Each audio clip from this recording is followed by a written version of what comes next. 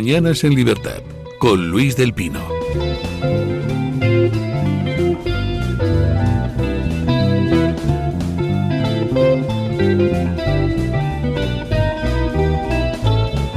...8:44, 7:44 en las Islas Canarias... ...y empezamos nuestra tertulia de lujo. Hoy tertulión con doña María Jamardo. ¿Qué tal? Muy buenos días. Usted, a pesar del fiscal general del Estado, de Conde Pumpido, del gobierno, de a todos. pesar de todo, sí.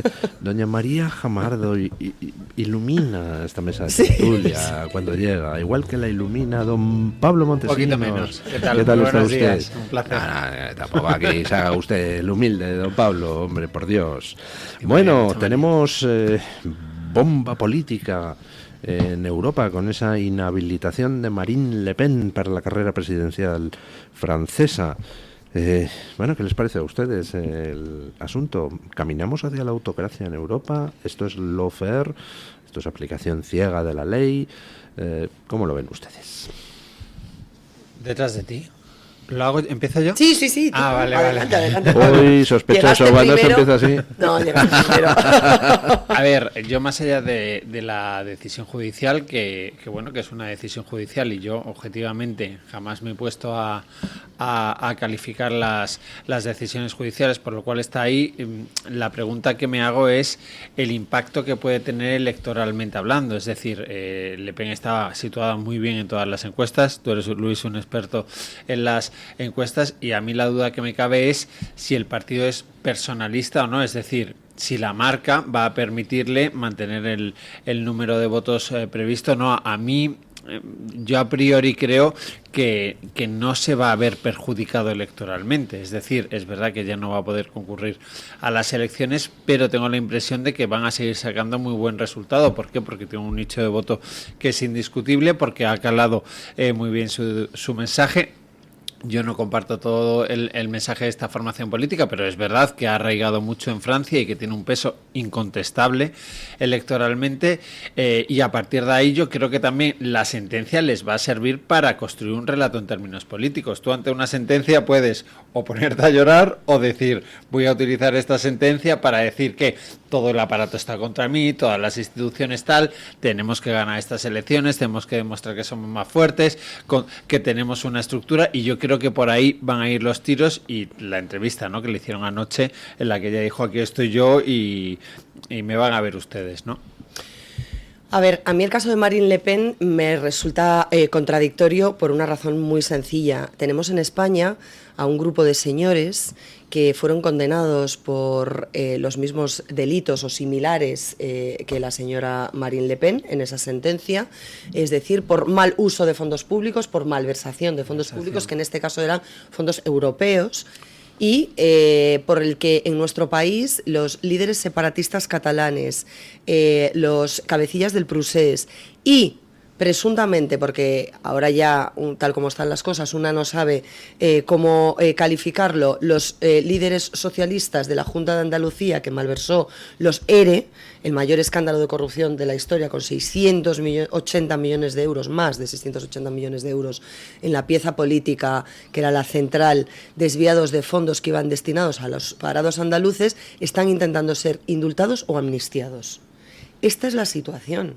A mí me parece increíble que en dos países que son además fronterizos en la Unión Europea la situación sea tan dispar, que en Francia una política pueda ser condenada por esta cuestión, que se provoque un tsunami político, que las críticas y el apartarla de la vida pública sea casi una necesidad, una cuestión de Estado, y que aquí el Estado, a través del gobierno de turno, esté intentando borrar penalmente las consecuencias de una malversación que es equivalente a, insisto, los señores de Junts, los de Esquerra o los del Partido Socialista. Bueno, hay una diferencia, y es que a Marine Le Pen no la condenan porque nadie se haya beneficiado porque nadie haya robado por fondos públicos. O sea, la condena es porque había una serie de asistentes parlamentarios, de eurodiputados de su partido, que en lugar de estar trabajando para, yo que sé, hacer borradores de legislación europea, se dedicaban a trabajar en tareas nacionales del partido. Es decir, aquí no ha habido, como sí ha habido en los ERES o ha habido en los líderes independentistas del proceso, aquí no ha habido apropiación de fondos públicos, sino que sería algo similar a como, pues imaginen que aquí en Moncloa cogemos la lista de 600 asesores de Sánchez y miramos uno por uno a ver si hay alguno de ellos que en lugar de estar haciendo informes para la labor del gobierno, está haciendo labor de partido. Por ejemplo, la funcionaria asignada a ayudar a Begoña Gómez, ¿no? No, ahí hay robo, porque ahí es para actividades privadas. No, digo, imaginemos un asesor que en lugar, que está en Moncloa, cobrando de Moncloa, pero en lugar de trabajar para el gobierno, estuviera dedicándose, por ejemplo, a tener perfiles falsos en las redes para decir que Pedro es guapo. Y es que estoy poniendo un caso real. Entonces, sería más o menos eso, ¿no? Entiendo. Y luego, aquí lo escandaloso, a mí, bueno, en fin, las normas son las normas, y si condenan a Le Pen por esto, aunque no haya habido robo de dinero público, pues bien condenada está. Pero lo escandaloso del caso es que aquí el juez coge y en primera instancia, sin esperar a que la sentencia sea firme, a diferencia de lo que se hace en otros casos similares, coge y dice que no, que se le aplica la inhabilitación desde ya, aunque ella vaya a recurrir. Eso es lo que a mí me parece escandaloso y me parece político, ¿no? Claro, yo desconozco cómo funciona el sistema judicial o el sistema de recursos y de aplicación de ejecución de sentencia en Francia. Lo desconozco profundamente. En España no hubiera ocurrido, eso sí lo puedo comentar. Es decir, mientras la sentencia no sea firme, es complicado ver que por este tipo de delitos y sobre todo por representantes públicos cuyo daño sería mayúsculo en el caso de apartarles de ese puesto para que después la sentencia firme, la que dictase en la última instancia, en este caso sería el Supremo, revocase esa decisión inicial, pues claro, el perjuicio que se le causaría sería mayúsculo, por lo cual es bastante garantista. Junqueras no se le pudo aplicar la inhabilitación hasta que no fue firme la sentencia. Efectivamente. ¿No? En el caso de Junqueras, además, concurre, o de los líderes separatistas, en nuestro caso, quien enjuicia al diputado o al eurodiputado, en el caso de Puigdemont, que estuvo fugado y sigue fugado de la justicia española, es el Supremo, porque como están aforados ante el Supremo, ya tienen esa única instancia, pero que tienen la suerte de ser juzgados o enjuiciados por los mejores magistrados de este país, que es uno de los privilegios que confiere el aforamiento. Desconozco, insisto, y no quiero meter la pata en cómo funciona el sistema francés, pero si la sentencia no es firme, desde luego, a mí, desde la experiencia que tengo cubriendo tribunales, me parece desde luego excesivo que inmediatamente se la aparte. Ella ha dicho que va a recurrir, que va a utilizar todos los mecanismos que estén a su alcance en el Estado de Derecho para que no la orillen, para que no la aparten, que no está desmoralizada, y además ha lanzado un mensaje positivo para los franceses. Pero yo vuelvo a insistir en la idea inicial. Lo que me chirría es, y lo que me parece esa doble vara de medir a la que nos tienen acostumbrados, es que aquí inmediatamente hayan celebrado diversas sensibilidades ideológicas de extrema izquierda e izquierda esa condena, cuando, insisto, ellos son los que están intentando borrar penalmente delitos de malversación que pueden tener matices, pero que son malversación, que son desvío de fondos públicos y que están condenados en firme a penas de prisión mucho más elevadas de la señora Le Pen. Y se han buscado todos los vericuetos legales para que esos prendas salgan de prisión y que a ver si los pueden rehabilitar cuanto antes para que vuelvan al ejercicio de la función pública de la que pues nunca deberían haber pero vamos a ver, yo creo que esa es otra derivada, es decir, a mí me parece la derivada. Sí, vale, pero es una derivada, quiero decir, la justicia actúa, que podemos estar más o menos de acuerdo, que nos puede gustar más o menos la sentencia judicial, quizá también lo que haya es que poner orden en la Unión Europea y en toda la burocracia de la Unión Europea, los gastos, los no gastos, los jefes de gabinete, el dinero que surge de otro, porque al final los partidos políticos pueden hacer uso de esa argamasa que te dan las instituciones comunitarias, de asesores, de partidas que sea tal, para hacer un uso que no es el debido, ¿no? Pero hablábamos de la justicia dicta una sentencia, toma una sentencia, y luego el poder político, porque no le gusta esa sentencia y porque está en el poder, que es lo que ha pasado en España, hace una serie de cosas para revertir lo que la justicia haya dictado. Es decir, en Francia no estamos en eso. En Francia ahora mismo lo que ha habido es una resolución judicial. En España hubo una resolución judicial, el Poder Judicial respondió a un ataque que fue el intento de golpe de Estado o el golpe catalán, plantea unas sentencias y luego al gobierno, porque necesita una serie de votos, lo que hace es, ya no me ha gustado su sentencia, voy a cambiar el asunto, ¿no? Lo mismo ha pasado en Andalucía con el caso de los ERES, pero aquí en el Tribunal Constitucional. No creo yo, la verdad, que Le Pen tenga esos aliados gubernamentales. No, parece difícil. Por eso decía don Pablo que no sabe qué consecuencias tendrá esto para el partido. Yo la verdad es que mirando un poco cuál es el panorama en la agrupación nacional que preside Le Pen allí, lo cierto es que Le Pen tiene un delfín, que es Joan Bardella, que es más popular que ella. Y que claro, que por eso decía yo antes que ante una sentencia que vamos a ver que es un mazazo en términos políticos, porque a ella la apea de la carrera electoral, de la carrera presidencial, esto es algo inconstatable. ¿Qué puedes ocurrir? Pues te vas a tu casa y estás muy afectado, o dices, aquí estoy yo, la entrevista de anoche, y decir, voy a utilizar esta sentencia para decir, somos más fuertes, vamos a y tal, vamos a... Nos están atacando porque venimos a destruir todo este sistema corrupto. Es una estrategia que en términos políticos es la más inteligente, ¿no? Porque al final a tu votante lo compactas. Lo que no sé yo ante es... una sentencia, tú compactas a tu votante, a tu posible votante, y dices, vamos a ir a la carrera electoral con todo, ¿no? Yo creo que van por ahí los tiros. Bueno, vamos a ver, yo la verdad es que también desconozco buena parte del sistema procesal francés y no sé si el recurso que Le Pen va a plantear tiene siquiera la posibilidad de ser resuelto antes de las elecciones de 2027. Hombre, ahora se han dado muchísima prisa. Es verdad que el timing es impecable, ¿no? Desde el punto de vista, ya quisiéramos aquí en España que las resoluciones judiciales en casos de este calado fueran la mitad de ágiles de lo que ha sido en Francia. Yo creo que por eso y de ahí, en ese timing perfecto, vienen las sospechas o el relato del lawfare que se está lanzando obviamente desde la formación de Marine Le Pen, porque entiendo que también habrá habido casos en Francia. Prometo investigarlo y prometo ver cuál es el recorrido procesal para contárselo a nuestros oyentes. Pero entiendo que habrá habido también condenas o procedimientos contra otros líderes políticos. Sí, de hecho ha habido contra 5 miembros del partido del actual primer ministro francés, François Bayrou, donde se les ha condenado exactamente por los mismos hechos de Marine Le Pen en primera instancia. Pero en su caso, ahí no se ha aplicado la sentencia a la espera del recurso. Depende del juez. Pues por eso, claro. por eso pero lo eso quiero, te pasa en España también. Por eso lo quiero investigar para ver si hay algún matiz que efectivamente genere diferencia o si realmente en un caso hay una aplicación estricta de la ley, como se suele decir, y en otra habría campo para poder dejar en suspenso, en stand-by, esa inhabilitación y permitirle continuar en la carrera política hasta que se resuelva de manera firme. Prometo de verdad investigarlo.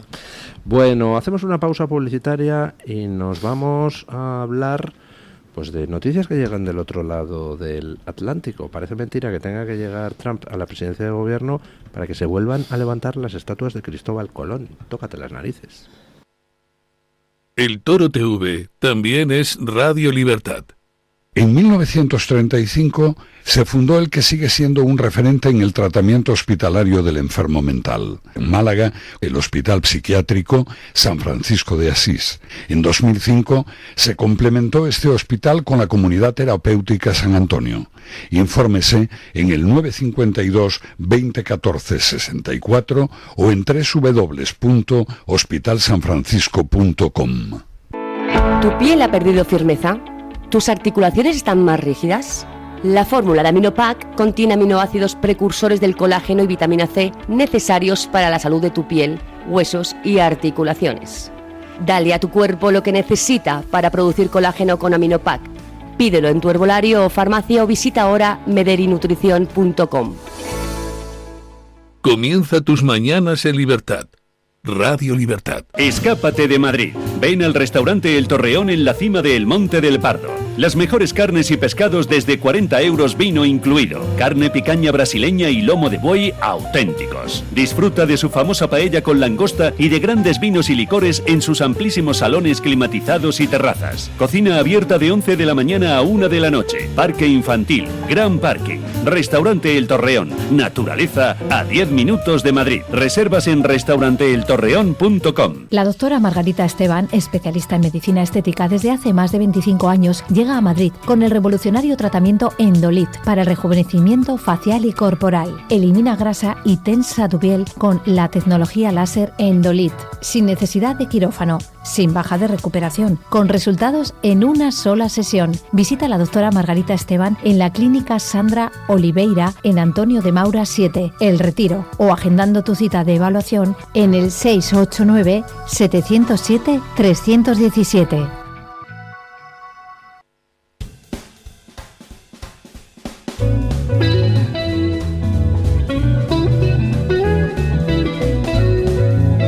Mañanas en Libertad, con Luis del Pino.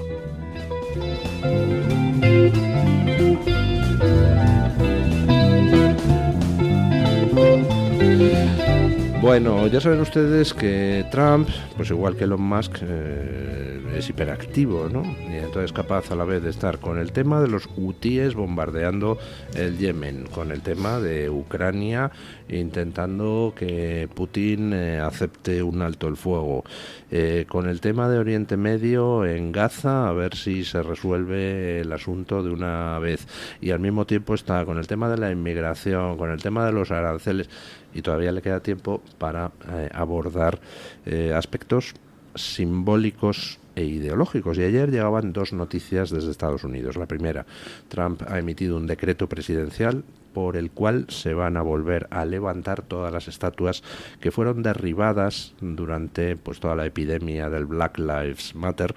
Se derribaron estatuas de Colón, de Darwin, de Winston Churchill, de exploradores y misioneros españoles. Bueno, aquello fue una auténtica revolución iconoclasta, y entonces Trump ha ordenado que se vuelvan a levantar todas esas estatuas y que en todos los carteles que con disclaimers que han aparecido por todo Estados Unidos, aquí estaba la misión española de no sé qué, fundada en el año no sé cuántos, y donde los indios eran obligados a ser católicos y ese tipo de cosa anticolonial, progre.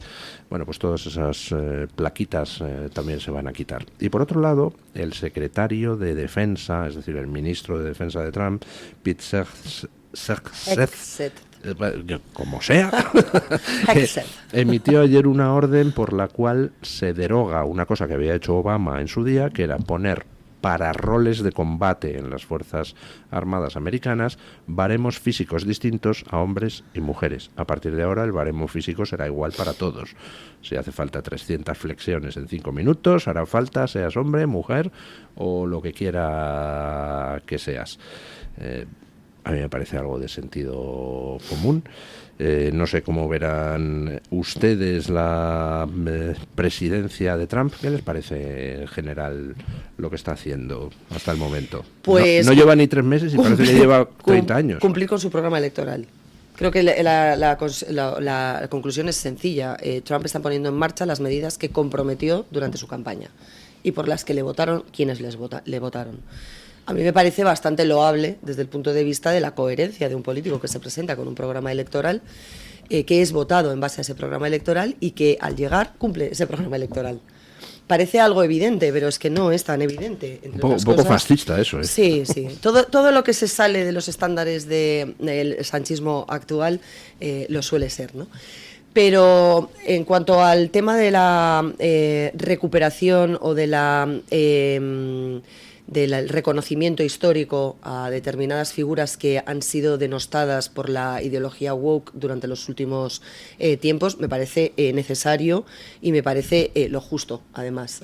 Creo que se han construido relatos absurdos en base a premisas absurdas y en base a algo que a mí me molesta profundamente, que es la tiranía de las minorías.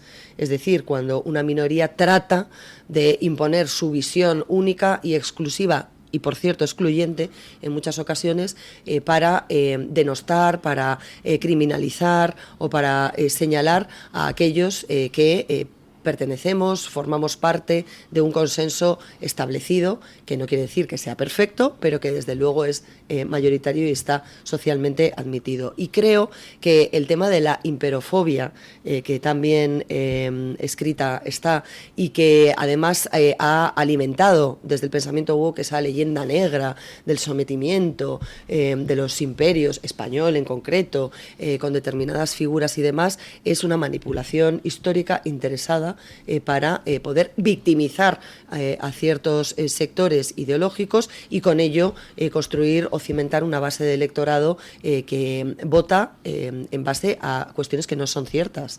Y a mí me parece muy importante dar esa batalla cultural que creo que se significa a través de esa reposición de las figuras históricas que ha decretado Trump y que tiene una trascendencia mayor que simplemente el levantar de nuevo una estatua conmemorativa, ¿no?, de un conquistador o de un navegante histórico que es mundialmente conocido y que trasciende a todos los tiempos y a todas las generaciones. Son esas figuras icónicas. En cuanto al tema del ejército, y termino, creo que cuando alguien tiene que desempeñar un trabajo, tiene que desempeñarlo con los mismos estándares.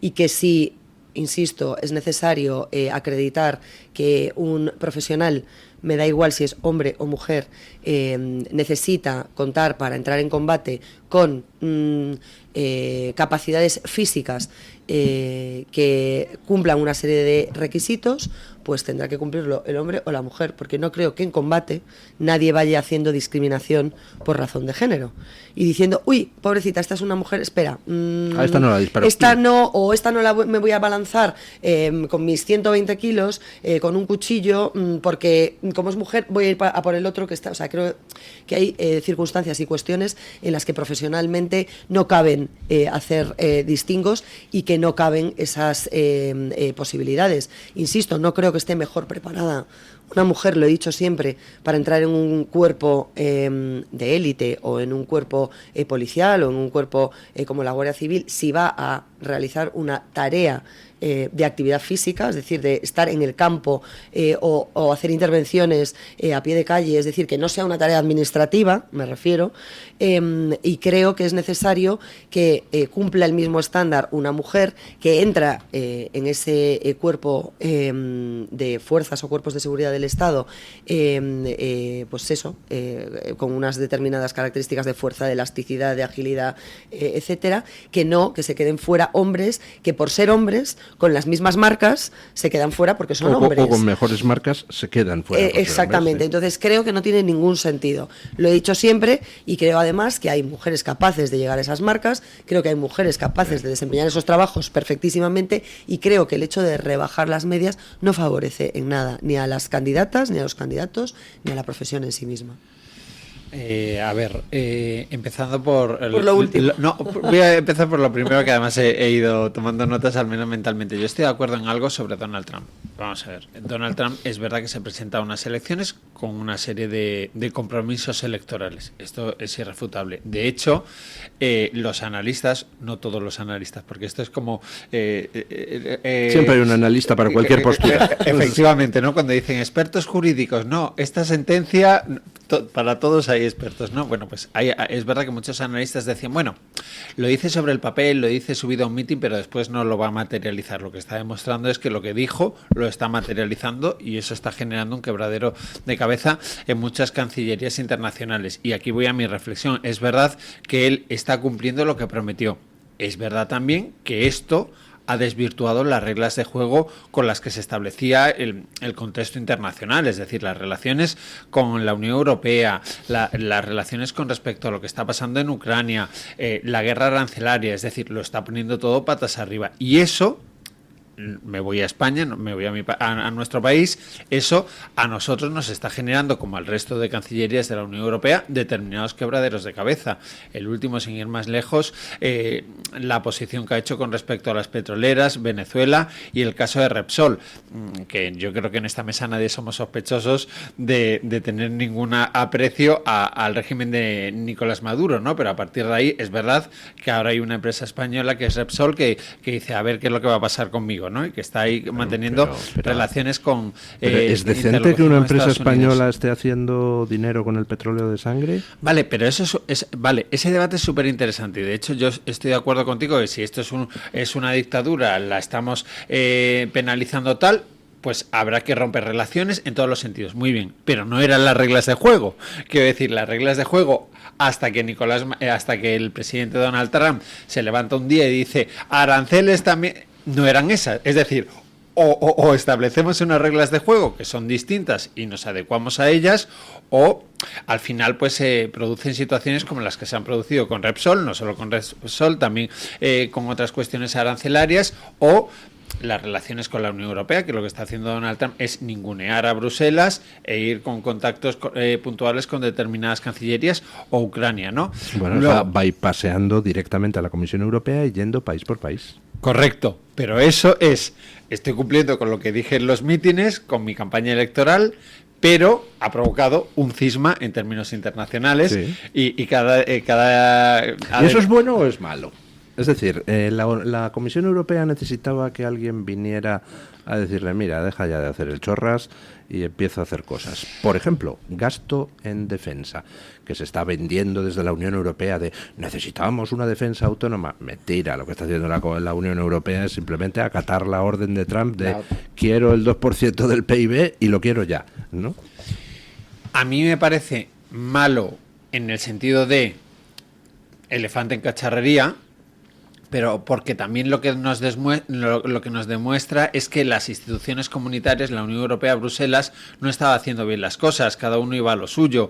Estábamos, bueno, pues tenemos, no hay un mensaje único, no hay un discurso potente, vertebrado, no vamos todos a una, ¿no? De hecho, se ve después de los consejos europeos, aquí tuvimos una tertulia que dijimos, a ver qué va a pasar, y al final cada uno salió con su discurso, ¿no?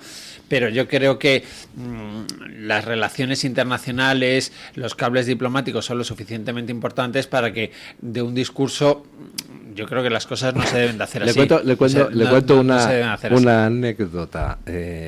Yo tenía un amigo que estaba casado con una venezolana. Esto me lo contó hace mucho, y hablando un día que quedamos a cenar con ellos, pues decía la venezolana que para ella fue un shock el llegar a España, porque somos muy brutos en el sentido de que ahí en Venezuela todo es, oye amor, haces esto, oye tal, entonces pues que ella, su marido, oye amor, pues tal, no sé cuánto, y que sin embargo se cruzaba por el pasillo que era estrecho de la casa y decía el marido, quita, tal, ¿no? Entonces que esa actitud brusca de los españoles pues le chocaba, y que bueno, que cuesta hacerse un poco. No, nos estamos haciendo a la fuerza, eso está claro. Yo creo que con Trump pasa lo mismo. O sea, aquí teníamos unos políticos europeos que ni una mala palabra ni una buena acción, que decía José María García, y llega Trump y dice ¡quita! Entonces coge y entra como elefante en cacharrería. Yo creo que lo ha definido usted perfectamente. Yo agradezco que sea así. O sea, yo agradezco que a unos políticos que nos están mintiendo, que nos están continuamente vendiendo las cosas de forma distinta como son, que se les llena la boca de defendemos la democracia en Ucrania, pero por debajo le compran a Putin todo el petróleo del mundo y el más. gas ruso, como España, que es uno de los mayores compradores de gas ruso. Entonces, a mí, el que ante esa caterva de hipócritas llegue de repente Trump y se comporte como un faltón, como un maleducado, como elefante cacharrería, pues es que hasta me satisface, oiga. Bueno, yo creo que, a ver, estoy de acuerdo en que las formas no son las más ortodoxas y efectivamente creo que se pueden hacer las cosas de otra manera desde el punto de vista formal. No de fondo, creo que el fondo era hipernecesario y creo que Trump no es una persona especialmente empática o que genere simpatías, porque su propia naturaleza pues le convierte, pues eso, una persona poco afable en determinadas ocasiones, aunque le hemos visto en tesituras amables y en tesituras cercanas, ¿no? Con votantes o con niños que le pedían favores o que tenían la ilusión de conocerle y demás, o sea que también creo que tiene una faceta ahí desconocida, pero efectivamente su estilo directivo es un estilo directivo pues que puede ser muy mejorable, pero lo relevante aquí es el fondo y cómo ha actuado de revulsivo, y ese revulsivo era imprescindible. O sea, lo que no se puede, claro, pero es que yo me pregunto si la Unión Europea lleva 20 años, 25, diciendo que vamos a ir a las acciones humanitarias, que la defensa tiene que ser prácticamente hermanitas de la caridad, que nada de belicismo y que no sé qué, y ahora nos hemos convertido en los más belicistas del mundo mundial. Ahora hay que seguir alimentando la guerra Ucrania-Rusia, no quiere entender puentes diplomáticos, ahí no estoy de acuerdo, porque Trump lo que ha hecho es usar precisamente la diplomacia y decir, bueno, vamos a ver, este señor que tenemos enfrente, que es el señor de Rusia, no va a cejar en su empeño. Vamos a seguir hipotecando gastos, recursos, tal, para una cuestión en la que no sabemos si el gasto o el coste de oportunidad es mayor continuando con la guerra o cejándola, porque mientras los mismos que piden a Israel que se rinda prácticamente ante los terroristas de Hamás son los que dicen que la guerra de Ucrania, que no se puede cesar, tal. O sea, entonces la diplomacia en unos casos sí, en otros no, ¿cómo va el baremo? Entonces yo creo que Trump lo ha intentado llegar a un acuerdo. Zelensky, de hecho, plegó velas posteriormente a ese estallido que hubo en la Casa Blanca, esa reunión que nos sorprendió a todos, porque fue la primera vez, que la única vez que hemos visto en directo semejante situación. No sé si se había dado a puerta cerrada anteriormente, en ocasiones, que seguro que sí, claro, pero nunca la hemos visto con luz y taquígrafos, una situación semejante. ¿Sabe usted la anécdota esa famosa de Tarradellas y Suárez, una reunión que mantuvieron en el Palacio de la Moncloa, donde los que estaban en la sala de fuera, a pesar de estar las puertas cerradas, oían los gritos, como se estaban gritando el uno al otro? Entonces ya acaba la reunión, se abre la puerta, sale Tarradellas muy sonriente y le preguntan, ¿qué tal la entrevista con don Adolfo Suárez? Y dice, maravilloso, maravilloso, estamos de acuerdo en todo, en todo. Pues por eso digo que probablemente lo que trascendiese en ocasiones en las que las reuniones seguro que han sido muy tensas en otros momentos históricos y en otras relaciones o en otras cuestiones que no tuvieran que ver con la guerra de Ucrania, en otros contextos, lo que trascendía era el resultado final, bueno, ese consenso o ese aparente consenso y demás. Ahí fue evidentemente una explosión, un estallido que además no se pudo reconducir sentimental. Y además se estaba viendo en tiempo real, con lo cual era imposible matizar o maquillar lo que estaba sucediendo, y eso también es sorprendente o novedoso o inédito. ¿Es bueno o es malo? Es decir, que, insisto, no creo que salgan sea... a la luz las conversaciones, las negociaciones en tiempo real. ¿Tenemos los ciudadanos derecho a conocer qué es lo que se habla a puerta cerrada en los despachos o no?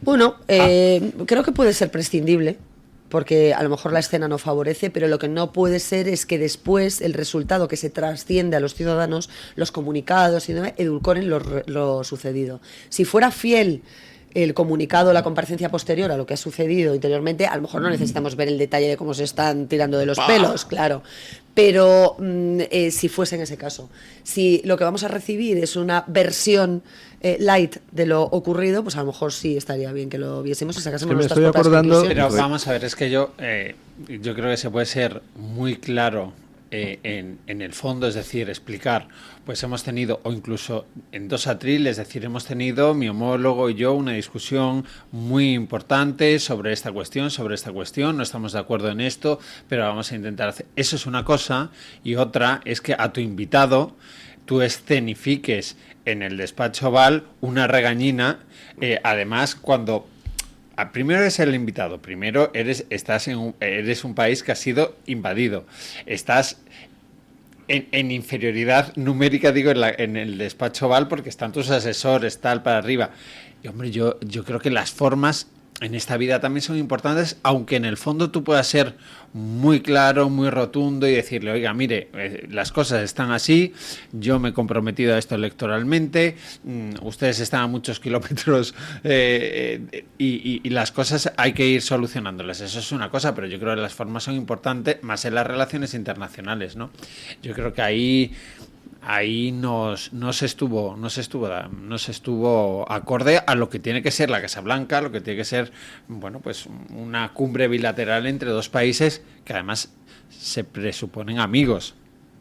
No lo veo, quiero decir. Transparencia. Yo personalmente esa escena la veo de modo completamente contrario. O sea, creo que quien montó el numerito fue Zelensky, no fue Trump. Y quien provoca la ruptura conscientemente es Zelensky. Pues aún más, si eso es así, la inteligencia política lo que te lleva es a no alimentar eso todavía, porque si era Zelensky, el canciller ucraniano, quien quería llevar esto, él podría haber respondido de otra forma. Ahora lo vemos dentro. Ahora lo abordamos dentro. Ahora estamos ante los medios de comunicación. No lo sé, quiero decir, yo creo que aquí también hace falta inteligencia política, inteligencia diplomática, y yo creo que ahí faltó. Y creo que la imagen, bueno, pues demuestra lo que estamos viviendo hoy día, que dices, Luis, y entiendo el diagnóstico, ¿no? Quizá necesitábamos a un elefante en cacharrería que nos removiera a todos, que nos resituara, que pusiera a nuestros mandatarios a trabajar, que activara las cosas. O sea, por ejemplo, puede ser, pongo pero yo un caso. No me acabo de acostumbrar a que tú recibes a alguien en la Casa Blanca, tú eres anfitrión y le eches la bronca. Pues no sé, en términos diplomáticos, en términos internacionales, no lo había visto nunca. A mí me sorprende, la verdad. A ver, claro, pero se puede presentar al revés. No tiene sentido que alguien vaya a la Casa Blanca a insultar al presidente americano. Pero en privado, ¿no? Quiero decir, si el gesto fue en público, ya, pero incluso si tú sufres esto, yo lo hubiera llevado otra. Bueno, yo, claro. Pero al final uno dice, ¿y cuál es la mejor manera de llevarlo? Yo estaba pensando en mí misma también, Pablo, te confieso, y creo que hubiera saltado como una hiena. Es que a mí que venga mi invitado a mi casa a escupirme en la cara, es que, perdona, o sea, lo de ser condescendiente es que no lo entiendo. A lo mejor yo, precisamente por eso no me dedico a la diplomacia. Es como cuando viene a casa tu cuñado y te insulta. Bueno, pues ¡hala, fuera! Pero el cuñado tienes que aguantarlo porque el cuñado es parte de la familia y no quieres enfrentarte con tu hermana. Con mis cuñados me llevo muy bien. No, yo también con los míos, pero quiero decir que en el caso de que no, bueno, obviamente. Pero hay una cosa, por ejemplo, que a mí es que me maravilla, que la Comisión Europea. Resulta que tenemos a un presidente de gobierno que está atacando todos los días la independencia judicial, ha colonizado las instituciones, recibe dinero de la Comisión Europea y no da cuentas a nadie, y nadie se las pide. Está inmerso en una serie espantosa de casos de corrupción y parece que no importa en la Comisión Europea. Dices, oye, ¿qué falla aquí? Porque con Sánchez es una manga ancha para todo, pero madre mía, como Orbán haga lo mismo que hace Sánchez con los jueces, entonces a Orbán hay que expulsarle a los infiernos, etcétera, etcétera, etcétera. Tenemos una Comisión Europea claramente sesgada políticamente, entonces que ante eso venga el elefante en la cacharrería y diga, señores, basta ya.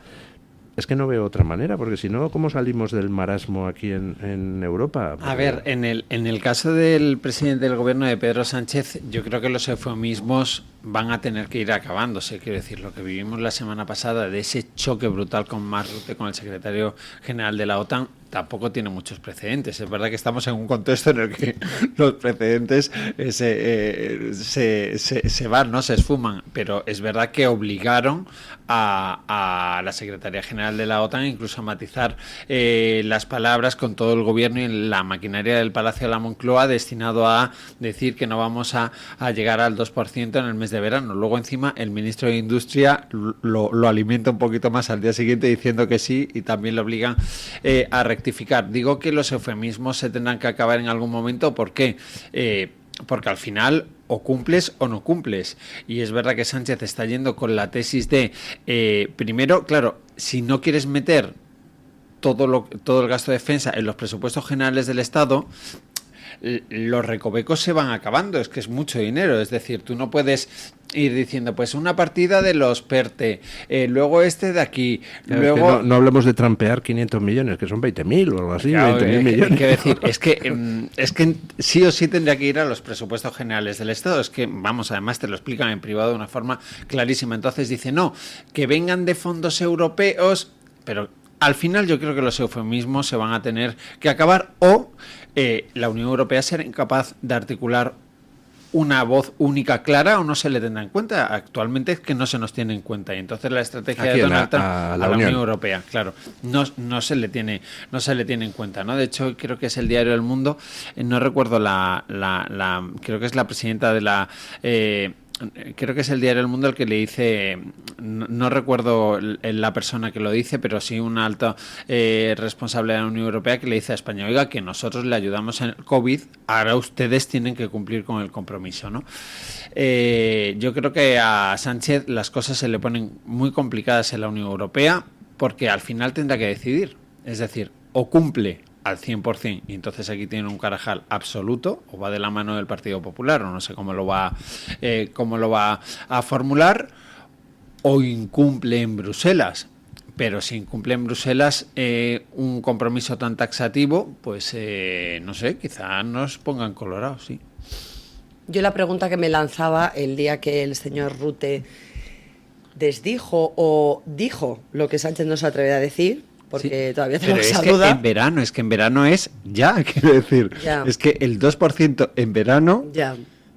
Es que no lo había planteado Moncloa en ninguno de sus cálculos. Es que ahí entran dos posibles variables. Una, que mienta Sánchez a la OTAN y a los españoles, es decir, soplar y sorber al mismo tiempo. No se preocupen, nosotros vamos a invertir en ciberseguridad, nosotros vamos a invertir en es decir, todo lo que no tenga que ver con carrera armamentística o con militarización, que es una palabra que nos da una cosa rarísima y que, Dios mío, que no salga de nuestras bocas. No le gusta llamarlo rearme. No, ni rearme. Y mientras tanto comprometiendo con la OTAN algo que además no sé cómo va a cumplir, porque no tiene presupuestos generales del Estado, por lo tanto no puede aprobar partidas específicas para hacer mayor inversión, no sé, o recorta gasto social, o aumenta impuestos, o incrementa el déficit. No hay otra forma de financiar ese gasto en defensa del 2%, o sea, no hay otra forma que a mí se me ocurra. Puede recortar gasto no social. Claro, es lo que he dicho. Sí. Recortar gasto social, subir impuestos todavía más. O recortar gasto no social. Anda que no se tira dinero en este país. Sí, pero ese creo que no... Yo lo propuse el otro día y reflexionaba en voz alta que si... lo de llevar las cosas al Parlamento es una pérdida de tiempo, pues que a lo mejor si cerramos el Parlamento ya total, lanzados a la autocracia, que hagan lo que les dé la gana, pero por lo menos que nos ahorren la parte que pagamos a diputados, senadores, dietas, comisiones, y tal. Es decir, ya puestos en el melón, abrámoslo de una, ¿no? Pero fuera del chascarrillo, honestamente creo que Sánchez ha intentado engañar a la OTAN y que no le ha salido bien ni le ha salido gratis, que es que la OTAN no son sus socios de legislatura ni la oposición española, que es que la OTAN es una cosa que está en juego, que se sabe que Trump está buscando cualquier excusa para salir de esa OTAN en la que no cree, porque lleva dormida o adormilada o mortecina un montón de tiempo y de años, que él ha dicho esto no puede seguir así, y sobre todo con la amenaza que tenemos aquí de que mi homólogo ruso, el presidente de Rusia, está por la labor de hacerse con determinadas zonas por cuestiones nacionalistas e ideológicas. No tienen nada que ver o trasciende más allá de las tierras raras y demás. Tiene que ver con un sentimiento identitario de que determinadas zonas, los que pertenecen territorialmente hoy en día a Ucrania, hay una sensación rusa de que pertenecen a Rusia y de que son parte de Rusia y de que deberían integrar Rusia. Es decir, que es más allá de la propia explotación de determinados puntos estratégicos desde la perspectiva industrial. Tiene, insisto, que ver con el sentimiento de identidad prorruso que tiene Trump que tiene Putin, desde que se dividió la URSS, la antigua URSS, y se conformaron las distintas repúblicas, ¿no? Pero con respecto a Sánchez, es que yo no sé cómo va a salir del atolladero, de verdad. Estoy expectante. Yo tampoco. Estoy expectante porque me parece una posición ahora mismo de un ratón en un laberinto que no sé cómo va a hacer. Yo solo veo dos soluciones. Solución 1, que de repente el Partido Popular saliera a su rescate y apruebe con él unos presupuestos, pero eso sería la muerte del Partido Popular. Sí, y la segunda opción, ir a elecciones. Se rompen tantos precedentes que es muy, muy difícil que el principal partido de la oposición apoye unos presupuestos generales del Estado de un gobierno en marcha. Quiero decir, creo que hay un precedente, un único precedente y en un contexto muy extraordinario. Es decir, ¿cuál? Cuando presupuestos no, lo que ocurrió que Sánchez no votó fue que se votó de Mariano Rajoy el Partido Socialista, que se rompe el Partido Socialista y Pedro Sánchez no vota. Eso fue cuando la investidura de Rajoy. Investidura. Eso es. Presupuestos no, es verdad, porque no, de hecho el Partido Socialista nunca ha apoyado los presupuestos del Partido Popular y el Partido Popular tampoco. No por nada. De hecho, en privado todo el mundo reconoce, ¿no? Hay alguna partida que puede gustar más o menos al resto de partidos, pero es como la gran ley de leyes, el gran proyecto de ley, y no se apoya, ¿no? Pues la otra única alternativa es elecciones. Sí. Claro, el Partido Popular lo que decía era: vamos a plantear un pacto de Estado en materia de defensa, pero es verdad que tiene que ir vía presupuestos generales del Estado. Es que no puede salir la partida de ahí, salvo que se inventen un decretazo ómnibus que de repente cuelen ahí un subterfugio, o no que alguno cuelen, de sus socios... Que esté todo muy pactado, pero también es prácticamente inviable, porque al final tendría que Pedro Sánchez cambiar todo lo que está haciendo hasta ahora. No, todo su discurso. Pero también en la práctica con el Partido Popular, porque es verdad que vimos una reunión de 20 minutos en la Moncloa, en la que según Feijóo no le dijo nada, Sánchez lo corrobora porque dice que no puede decir nada porque nada se ha pactado. Estamos en y a partir de ahí absolutamente nada. Y si Pedro Sánchez se coge de la mano de Feijóo, que Feijóo tampoco quiere esa mano, Vamos, yo si fuera Feijóo no la querría, honestamente. No quiere, como Pedro Sánchez mañana empieza a llamarlo todos los días, le entregue todos los papeles, le diga las cosas como son, yo no creo que Feijóo quiera eso, porque es más cómodo. Además, en una cuestión tan peliaguda como defensa, ya veremos, cuando abramos el debate de si hay que llevar soldados españoles a Ucrania, que es el siguiente debate encima de la mesa. A ver, en términos políticos esto es muy complicado. Pues si no hay posibilidad de pacto presupuestario entre PP y PSOE, solo queda elecciones. No sé, yo no lo veo. O sea, es que si no, ¿cómo lo aprueba? Yo no creo que Pedro Sánchez esté por la labor de convocar elecciones. Yo tampoco lo creo, pero creo que debería ser así. Pero entonces, si no convoca elecciones, no puede hacer un pacto presupuestario con el PP. Pues entonces vamos a ver. No cumple el 2%. Entonces vamos a ver cuáles son las consecuencias de Europa, a ver si Europa de alguna manera toma medidas o no. Las herramientas que se busca. Pero si es que esta legislatura no ha habido cuentas públicas, y es verdad que cada día dicen, es sorprendente, pero cada día dicen no, al Consejo de Ministros la ampliación salarial de las Fuerzas Armadas, que fue hace 2 consejos de ministros, que eso podría haber ido en otro lado. De los PERTES sacan no sé cuánto. Hay que decir, a mí me parece todo un disparate. De hecho, en Bruselas ya lo están advirtiendo. Oiga, ustedes sean serios y tráiganme las cosas concretas. Pero yo no veo a Pedro Sánchez diciendo, si no puedo sacar esto vía presupuestos, voy a convocar elecciones. Yo tampoco lo veo. Entonces, si no puede llegar a un pacto con el PP y no puede sacar presupuestos, si no puede convocar elecciones, pues entonces solo queda una alternativa, que es que llega a junio y va a ser el único país de la Unión Europea que no aporta el 2% que no cumpla con el compromiso. Bueno, pues entonces espero que haya consecuencias, insisto, que entonces las elecciones sean forzosas o impuestas o recomendadas, o como queramos utilizar. El argumento que queremos utilizar es que lo que no podemos estar en una situación de parálisis. No podemos pasarnos todo este ejercicio sin presupuestos y que nos digan que están construyendo los del año que viene cuando, insisto, es condición sine qua non el asunto de defensa. Es que la Unión Europea, la OTAN, no van a pasar por alto esto, no se les va a olvidar. Me explico, es que esto no es una cosa de, no, bueno, es que a esto se les va a olvidar y como añado otra cosa y ahora empiezo con otra cortina de humo, de repente a esta gente se le olvida. No, es que a esta gente no se le va a olvidar. Es que salir de esta no es tan sencillo, por eso yo estoy expectante para ver cómo resuelve este entramado del que se ha metido.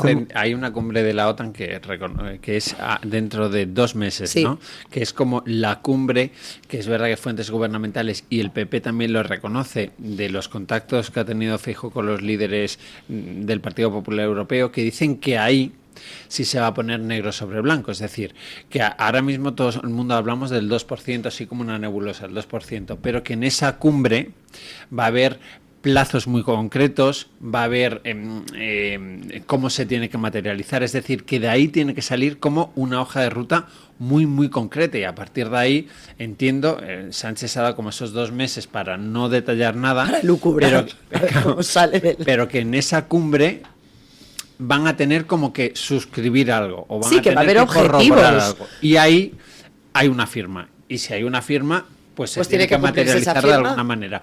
Y todos tus interrogantes, Luis, pues quizá ahí podamos ver algún tipo de soluciones. Bueno, pausa publicitaria y vamos a hablar de 2 cosas en el tiempo que nos queda de tertulia. 1, de la primera derrota clamorosa de Sánchez. La verdad es que estoy sorprendido porque no me esperaba que fuera precisamente en ese frente. De hecho, no sabía que hubiera ahí un frente, que es como en el grupo Prisa le han doblado la mano a Pedro Sánchez. Y lo segundo, el problemón que hay con el tema de los menas, a cuyo reparto se supone que hay que proceder, pero está la cosa, en fin, como un poco indeterminada. Pausa publicitaria y vamos a ello. El Toro TV también es Radio Libertad.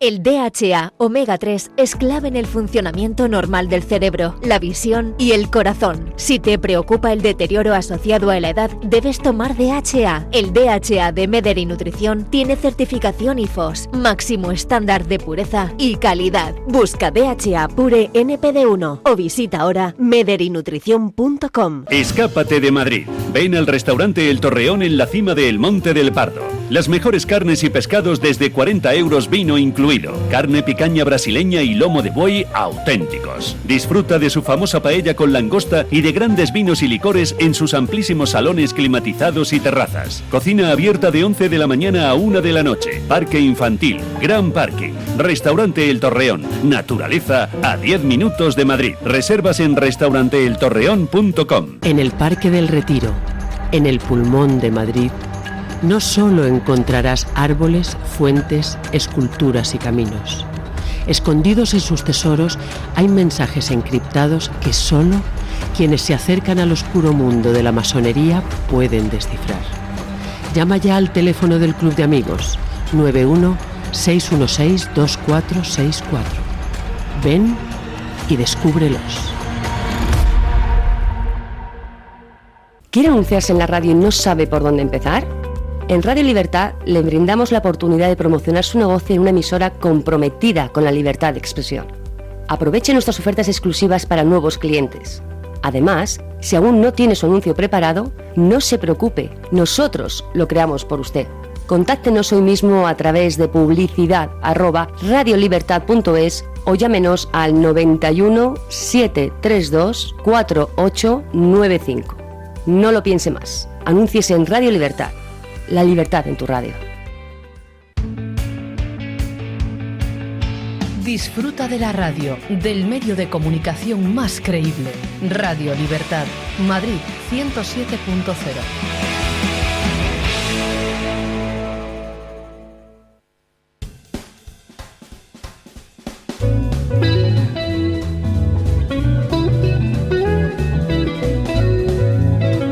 Mañanas en Libertad, con Luis del Pino.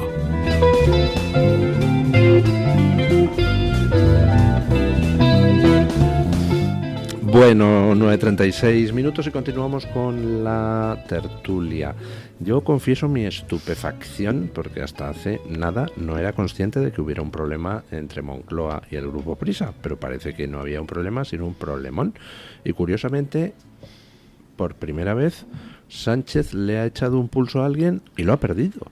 Ha llegado el presidente del Grupo Prisa y le ha dicho que paso de tu televisión Telepedro y no te la monto. Ah, ¿cómo? ¿Que no me la montas? Pues entonces te descabalgamos. Dice, que me queréis descabalgar. Ampliación de capital. Y a ver, que tus muchachos próximos acudan y se rascan el bolsillo. No se van a rascar el bolsillo. Bueno, pues nada, los echo a todos.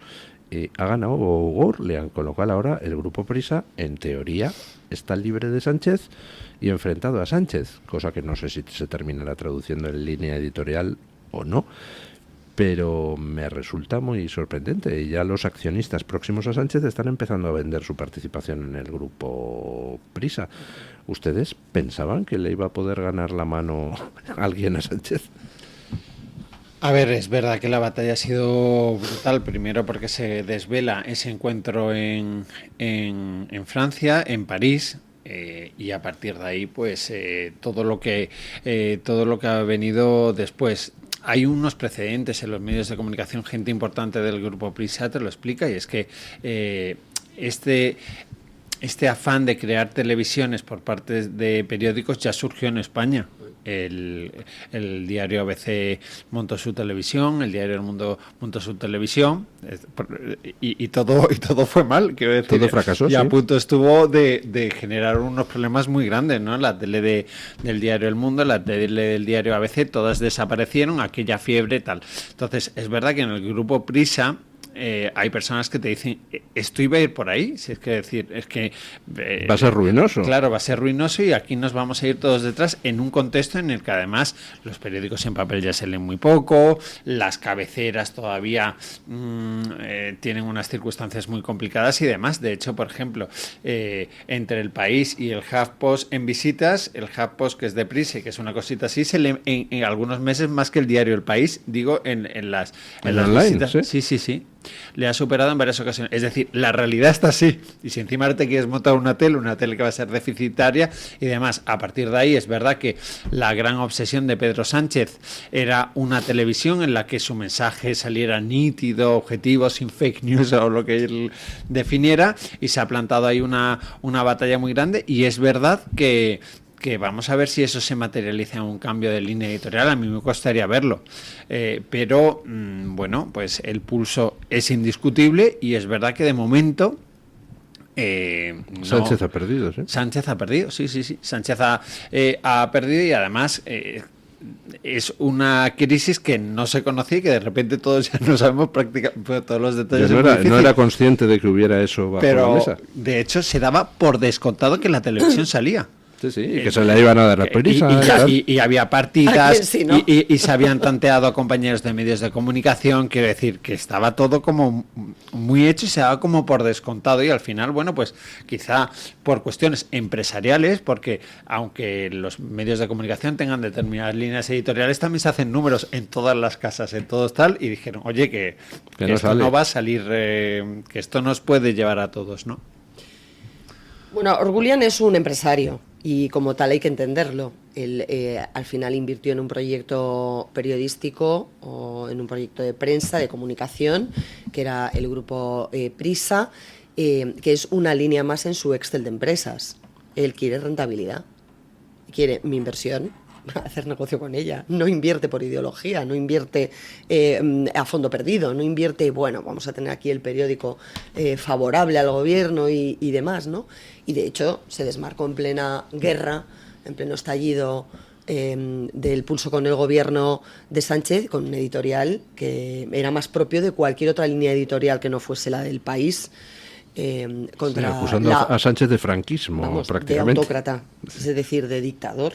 Es así de claro, comparándolo con una figura histórica que además a Sánchez le ha servido para cimentar su suelo electoral y hablar precisamente de que él va a ser lo contrario de lo que fue esa figura histórica, de lo que fue el dictador Franco, y que él lo combate con uñas y dientes cuando al final muchas de sus prácticas, y lo estamos viendo en los últimos días, se acercan mucho más de lo que nos gustaría a todos a ese tipo de modelo de gobierno. Dicho esto, hay movimientos sintomáticos y los hemos visto, ¿no? Estaba revisando lo que hemos contado en el debate y hay una venta muy significativa de acciones del Grupo Prisa por valor de 3,8 millones de euros, que corresponde a un señor que se llama Daniel Romero Abreu, que es una persona próxima o del círculo próximo al expresidente José Luis Rodríguez Zapatero. Y este señor, Daniel Romero, vende, insisto, acciones por valor de 3,8 millones de euros. Se supone que este es, digamos, el pistoletazo de salida de otros accionistas que eran próximos al entorno del Partido Socialista y que, por lo tanto, están dando a entender que la batalla, que ese pulso, lo han perdido. ¿Por qué? Porque ellos aspiraban a través de una entidad que se llama Global Alconava, en la que estaban este señor, en la que estaba Andrés Varela entre canales, en el que estaba el exconcejal socialista y presidente de Balearia, Adolfo Útor, y un señor que se llama Diego Prieto. Aspiraban del 17% que tenían en ese conglomerado de acciones, crecer hasta el 51%. ¿Qué pasa? Que antes de que lleguen a materializar ese movimiento, Orgulian hace una ampliación de capital de 40 millones de euros, en las que da posibilidad de entrar a accionistas o como accionistas a aquellos que son propietarios de bonos convertibles en acciones y también a inversores extranjeros a los que ha traído al proyecto, con lo cual se sitúa con una mayoría que le permite resistir frente a esa OPA encubierta, OPA hostil interna del sanchismo para hacerse con el control del grupo Prisa. Luego, es un revés importante. Es un revés importante no solo por lo que supone para el pasquín número 1 del gobierno de Pedro Sánchez, para el medio de cabecera que hasta la fecha ha ido edulcorando, maquillando, respaldando todas sus decisiones por polémicas o contradictorias que fueran, sino por el propio carácter de Pedro Sánchez. Porque Pedro Sánchez ha colonizado las instituciones, como decíamos al principio de este programa, ha ido colocando a sus afines, nadie le ha rechistado, lleva muy mal las críticas. Y en este caso es que le lleven la contraria, no lo soporta. Por eso, y además ha sido una afrenta pública, es decir, una afrenta que nunca mejor dicho ha tenido la lupa de los medios de comunicación porque tiene que ver con los medios de comunicación y porque no es un medio de comunicación cualquiera. Es cierto que hace mucho tiempo que los fundadores del país o el país en su esencia está fuera del país, nunca mejor dicho, pero esto del movimiento y del tacticismo de Orgulian, que le da la mayoría ahora al presidente francés de la compañía, a Pedro Sánchez no le ha gustado demasiado. Pero además refleja muy bien la personalidad de Sánchez, por una parte eso de que no soporta, le lleven la contraria y dice, ¿cómo? ¿Que no me haces telepedro? Pues entonces te quito de la presidencia del Grupo Prisa. Por un lado ese orgullo y por otro lado su extremada limitación mental, ¿no? Porque hace falta no ser demasiado listo para enviar a Francia a chantajear al Grupo Vivendi a Óscar López. O sea, es que dices, pero tío, o sea, envía a un señor con la boina a intentar chantajear a uno de los principales grupos de comunicación franceses. Debieron de ver llegar a este y a Marc Murtra y decir, pero estos dos gualdrapas desarrapados, ¿quién demonios son? ¿No? Y encima se sabe. Claro. Es que el problema es que ha trascendido, es que ese es el problema, que ha sido público. Entonces, claro, es que cuando conocimos la noticia, claro, es que era muy fuerte. Y luego a raíz de esto, además, el aviso de Prisa de, oiga, que ustedes no me van a tocar, que ¿qué es esto? La verdad es que ha sido tremendo y tienes razón. Ha sido un golpe importante para Pedro Sánchez, primero porque los planes del gobierno no se están materializando, es decir, la televisión se ha parado, y dos, porque ha sido una constatación absolutamente palmaria de que querían meter la mano o meter la mano más en un medio de comunicación, además utilizando también a Telefónica. Quiero decir, es que todo ha sido como un poco y ahora intentan hacer la Telepedro a través de Movistar. Para ello Marc Murtra ha nombrado como encargado de Movistar a Javier de Paz, ilustre socialista que lleva medrando en los consejos de administración, también muy próximo a José Luis Rodríguez Zapatero. También muy próximo a Zapatero.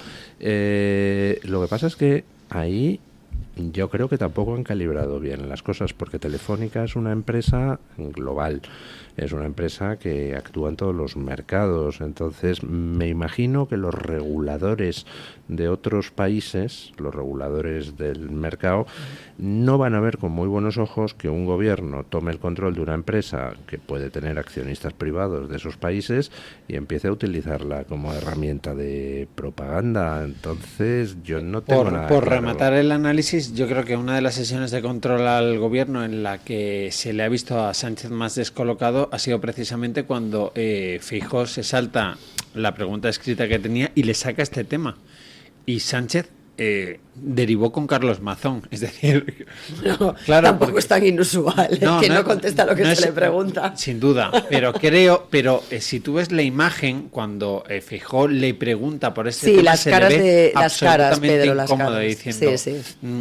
Y salta por Carlos Mazón, es decir, que podría haber que nunca contesta, pero fue como el y tú más. Sí, de podría alguna haberle manera, sacado la foto del narco del barco. Sí, y esas cosas bueno, así. pero ya sabes, es como el A la último desesperada. recurso, que yo creo que están como a la par, ¿no? Pues si te saco a Carlos Mazón es que ya es como el barro más absoluto, ¿no? No solo Es no te tocado, respondo, ¿no? pero Tocado. encima Carlos Mazón, ¿no?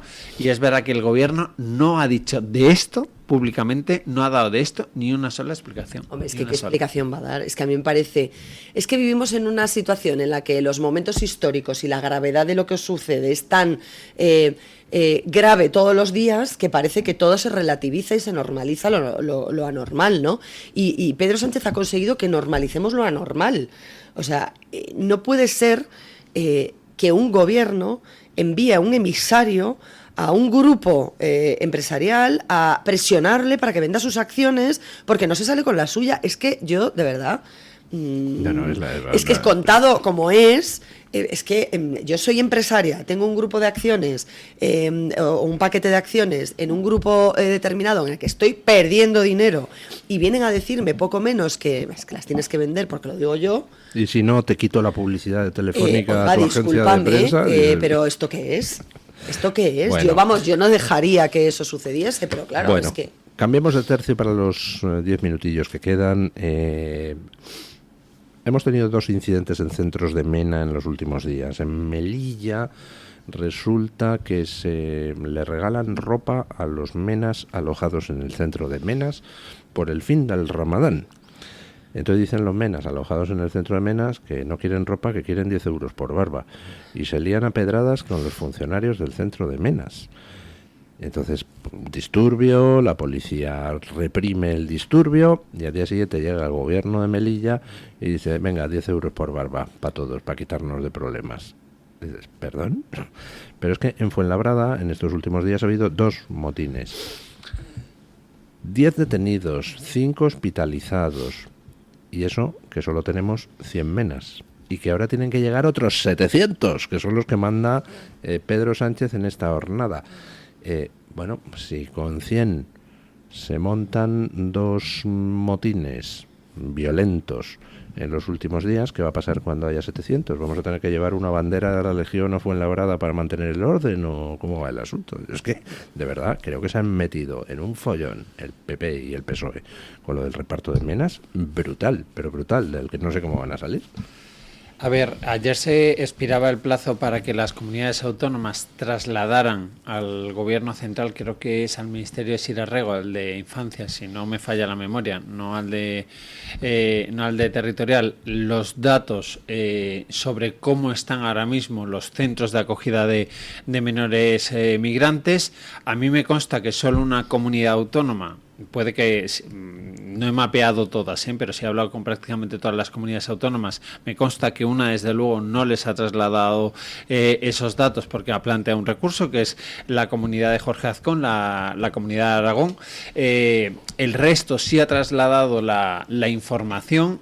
Y por lo que yo he podido revisar, por ejemplo, de la región de Murcia, de Andalucía o de la Comunidad de Madrid, lo que trasladan es, nosotros tenemos los centros, de esos centros la ocupación es, pongo ejemplos, pero todo iba por esta estira, 120 por encima de la ocupación, 150 por encima de la ocupación, casi el 200% en alguna comunidad autónoma. Esos son los datos que han trasladado y a partir de ahí, con esos datos, el gobierno lo que tiene que hacer ahora es, entiendo que con informes preceptivos, decir, pues si esta es la realidad, además tienen que recibir ustedes a un número de menores para poder aliviar la situación tiene en Canarias. Tiene usted el 200% claro, por encima de la ocupación, pero tiene que recibir más menores. ¿Y qué hacen con ellos? Para aliviar la situación en Canarias. Entonces, yo aquí, la pregunta que hago es fenomenal.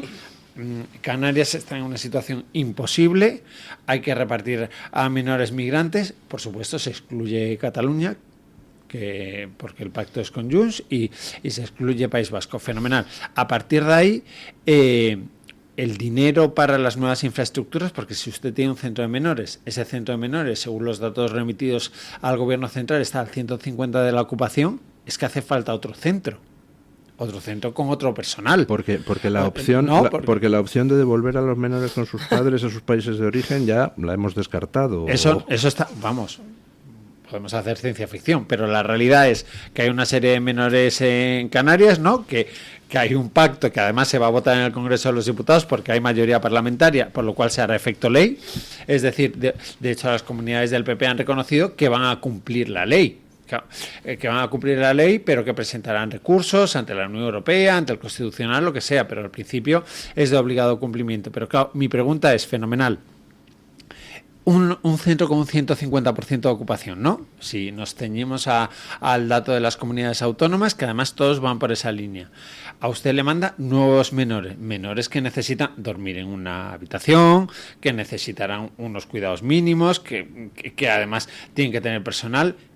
Ese dinero y esas infraestructuras, ¿de dónde van a salir? Quiero decir, pero yo voy más allá. Fuenlabrada, 100 menores y te organizan 2 motines en los últimos días.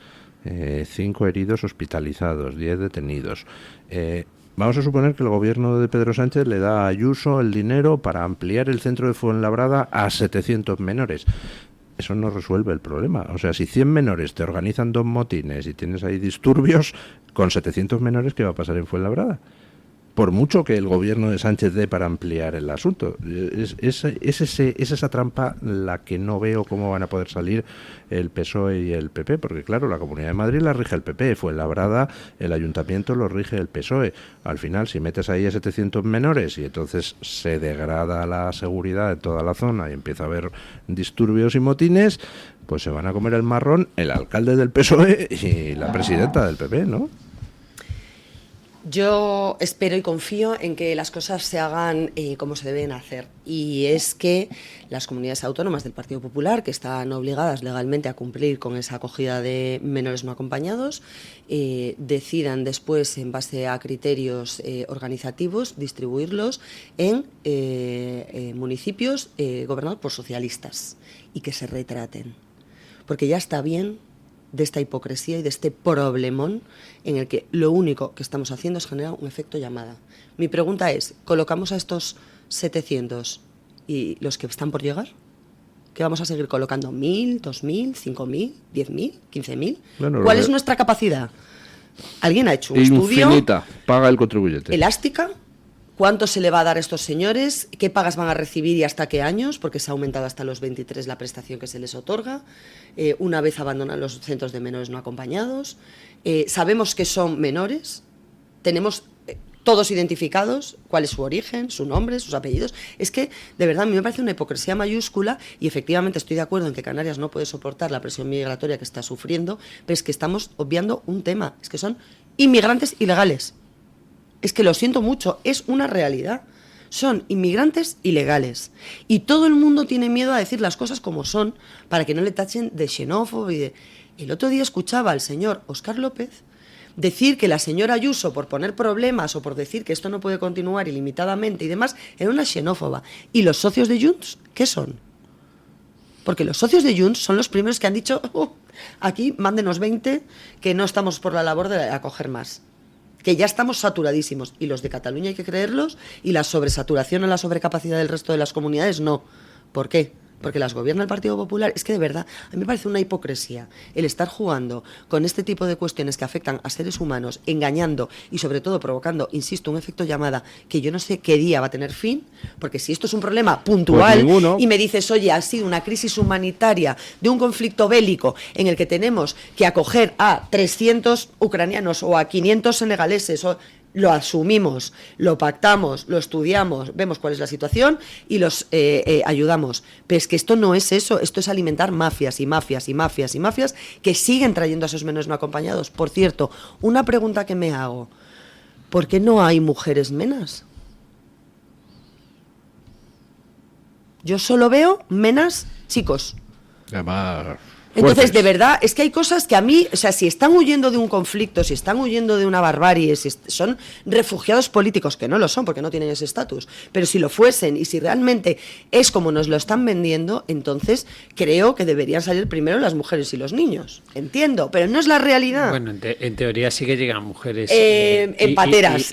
¿Menas? ¿Cuántas chicas claro, menas hay? Me gustaría saber los datos. Claro, lo pregunto, de verdad, las administraciones públicas. Quiero saber de todos los menas que tenemos ahora mismo en acogida en España, de verdad, pido los datos, porque como periodista me interesa cuántas mujeres y cuántos hombres. Si esos datos están, es verdad que puede que tengas toda la razón que menores migrantes sean la mayoría chicos, pero también han venido muchos madres con sus bebés. Puede que sea una... Esos no son menores no acompañados porque vienen con sus madres. Por eso, claro, por eso te digo que ahí puede que esté el matiz, pero cuando por ejemplo, llegan las pateras a las Islas Canarias, es verdad que cuando te hacen el recuento siempre que hablan muchas veces de mujeres con sus pero sus no bebés. Son menas. No, que no son menores, que no son menores migrantes y los datos estarán seguramente certificados. Pues entiendo ahí por el Ministerio del Interior, ¿no? Que creo el Ministerio que tiene hacinados en Barajas a gente que no es capaz de recolocarse, de verdad, es que yo no puedo, porque esa gente no merece estar en esas circunstancias y no merece vivir engañada y no merece venir aquí a estar abocada a la delincuencia y a la marginalidad, que es a lo que los estamos condenando por decir que somos muy solidarios y muy humanitarios. No es verdad. Los estamos dejando tirados. Bueno, ¿qué dicen nuestros oyentes, don Eric Gutiérrez? Pues don Luis, les recuerdo que les preguntábamos hoy en la libre encuesta, les decíamos si tras las decisiones que impiden presentarse a las elecciones a los candidatos que lideraban las encuestas en Rumanía y Francia, cree que la Unión Europea camina hacia una autocracia. Recordemos, bueno, ese impedimento a Georgescu en Rumanía y el de Marine Le Pen, que ha comentado ustedes en la tertulia, en las noticias, bueno, es una de las noticias de la semana, sino del año, pues en Francia, como digo, pues les preguntábamos eso y dábamos 4 opciones. Sí, no lo sé y me da igual. Pues Luis, hay que decir que la gente tiene claro que la Unión Europea camina hacia una autocracia, porque el 94% ha votado que sí. En segunda opción ni siquiera está el no. En segunda opción, con un 3% está el no lo sé. Hay más gente que no lo tiene claro que más gente que cree que no. El no simplemente se queda en el 2% y el me da igual en un 1%. La mayoría de gente, evidentemente, pues le importa y la mayoría de gente, como digo, cree que sí. Es más, diré que en los comentarios hay muchas personas que no solo dicen que camina la Unión Europea hacia una autocracia, sino que ya lo es de facto. La mayoría, como digo, de comentarios van en esa línea, don Luis. Bueno, caramba, pues un poco a la búlgara nada, nos vamos a ir al guano. Nos vamos a ir. Muchísimas gracias, don Eric. Muchísimas gracias, doña María Jamardo. Muchísimas gracias, ha sido un placer, don Pablo Montesinos. Y dejamos aquí la tertulia, pero la dejamos pues poniéndole punto final con don Paco Linares, que hoy nos quiere decir que el cinismo se demuestra de diferentes maneras. Buenos días, don Paco. Muy bien. Correcto. Hay diferentes formas de detectar a un cínico. Buenos días, don Luis del Pino. Gracias. Una de ellas, la falsa indignación llena de espavientos a modo de calambres compulsivos de la señora María Jesús Montero, mientras grita como si le metieran descargas eléctricas. Una hiperactuación clásica de cinismo donde acusa a jueces, al PP y al mismísimo Santo Job de impaciencia si fuera necesario para probar su paciencia. Lo peor es que esta señora de la época de los ERE en Andalucía, recuerden, también votó en su día el sí es sí y continúa fastidiando en forma y fondo la convivencia y pone al Estado de Derecho en entredicho. Váyase ya, señora Montero, ni Andalucía ni España la necesitan. Otra de la señora Montero acusa a los alumnos de universidades privadas de comprarse el título. Digo yo, Pedro Sánchez estudió en la Universidad Privada Real Centro Universitario María Cristina de El Escorial. Compró el título y copió el doctorado en la Camilo José Cela a propósito de la señora María Jesús Montero. Y ya por hoy termino comentando sus vaciados económicos, tan vacíos como sus aspavientos. ¿Cómo alcanzar el compromiso de España con el rearme de Europa sin presupuestos de 2025 tras renovar los de 2023? La ingeniería financiera de la señora Montero va para atrás. Aunque estemos recaudando más que nunca, no será capaz de trasvasar dineros de unas partidas a otras para destinarlas a defensa y seguridad. Mañana más y mejor. Punto final.